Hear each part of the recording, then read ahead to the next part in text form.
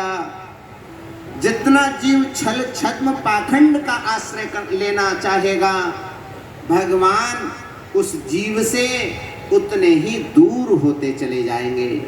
यदि हम उस भगवान को अपने निकट चाहते हैं, भगवान तो निकट ही है। आपकी आंखें हैं ना, इन आंखों में पहले माताएं काजल डाला करती थी। क्या डालती थी? काजल डाला करती थी। तो काजल को जब डालती थी तो कैसे डालती थी? अपने ही हाथों की, अपनी ही तर्जनी अंगुली से और अपनी आंखों पर काजल लगा लिया करती थी। वो काजल क्या आपको दिखलाई पड़ जाता था? बोले हाँ, दिखलाई पड़ता था। बोले उपनेत्र सामने होता था, दर्पण में हम अपने नेत्रों को देखा करते थे कि बड़ा सुंदर काजल लगा हुआ है, परंतु उन नेत्रों ने उस काजल को नहीं देखा, उस काजल ने उस नेत्र को नहीं देखा।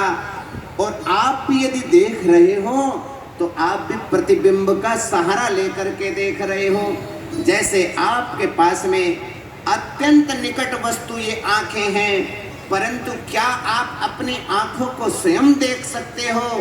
जैसे बिना प्रतिबिंब के हर प्राणी अपने आंखों का दर्शन नहीं कर सकता, ठीक उसी प्रकार से आपके अंतःकरण में बैठा हुआ वो परमपिता परमात्मा, उस परमपिता परमात्मा का दर्शन करने के लिए भी शास्त्र रूपी दर्पण की आवश्यकता है, गुरु रूपी दर्शन की गुरु रूपी दर्पण की आवश्यकता है। जिसके जीवन में शास्त्र रूपी दर्पण होगा, जिसके ऊपर महापुरुषों का वरद हस्त होगा, सज्जनों उसके जीवन में भगवान दर्शन दे दिया करते हैं। शास्त्र में और दर्पण में बहुत अंतर नहीं है।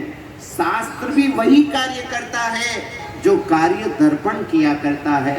आपके घर में लाखों रुपये का दर्पण रखा हुआ हो, परंतु उस रखे रखे दर्पण के ऊपर धूल लग गई हो और आप अपना चाहो कि मुख देख लें, तो क्या मुख देख सकोगे? कोई जीव आएगा, वो कहेगा तुम्हारा दर्पण खराब है, आप कहोगे नहीं नहीं मेरा दर्पण खराब नहीं है, मेरे घर के अंदर अन्य कार्य चल रहे थे, इसलिए धूल लगने के कारण इससे दर्शन दिखलाई नहीं पड़ रहा है।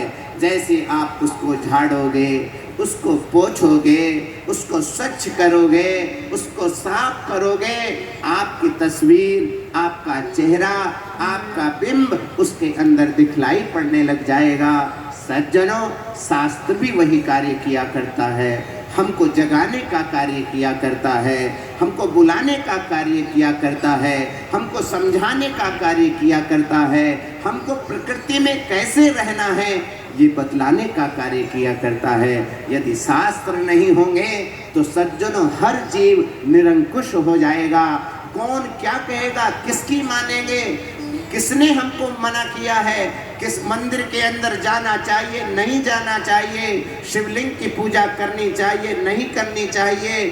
हमको किस समय पर क्या कार्य करना है, नहीं करना है, ये सब बातें जिन शास्त्रों के द्वारा हमारे हित के लिए बतलाई जाती हैं, उन्हीं को शास्त्र कहा जाता है। और शास्त्र को यदि हम जीवन में जिया करते हैं तो व्यक्ति का जीवन आनंदप्रद ही हुआ करता है। प्रेम से बोलो श्री ध्रुव जी महाराज की जय।